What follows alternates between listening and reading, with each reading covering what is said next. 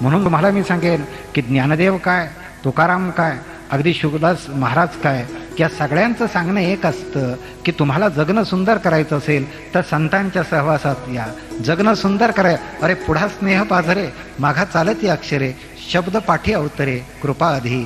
संतांच्या त्या शब्दामध्ये, संतांच्या ओव्यामध्ये, संतांनी लिहिलेले ग्रंथ असतात, त्यांच्या पानामध्ये आयुष्य सुंदर करण्याचं सामर्थ्य असतं. आणि म्हणून मी मघाशी जेव्हा शुकदास महाराजांच्या इथं गेलो, नतमस्तक झालो.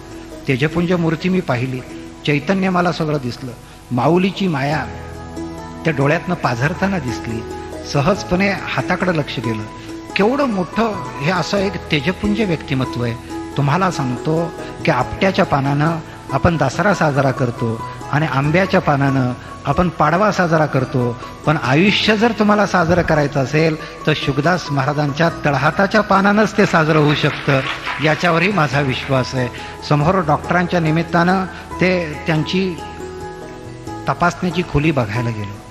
ते वैभव सगळं पाहिलं आणि मी विचार करायला लागलो की माणसात हा ईश्वर पाहणारा, हा ईश्वर हा कसा ईश्वरानं घडवला असेल. कारण काही माणसं परमेश्वरानं धाडलेले असतात.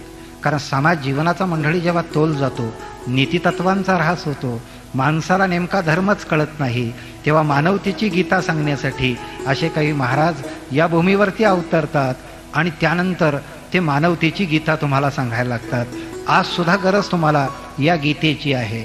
कारण जगणं कुरूप व्हावं अशा अनेक घटना आजूबाजूला घडत आहेत आणि या घटनांचे तुम्ही साक्षीदार आहात. अरे मोह 5000 वर्षापूर्वी होता आणि आज नाही असं नाही. आज मोहाला बळी पडणाऱ्यांची संख्या वाढती आहे, याची आम्हाला खंत आहे. तर त्या सागरातनं बाजूला कसा येईल?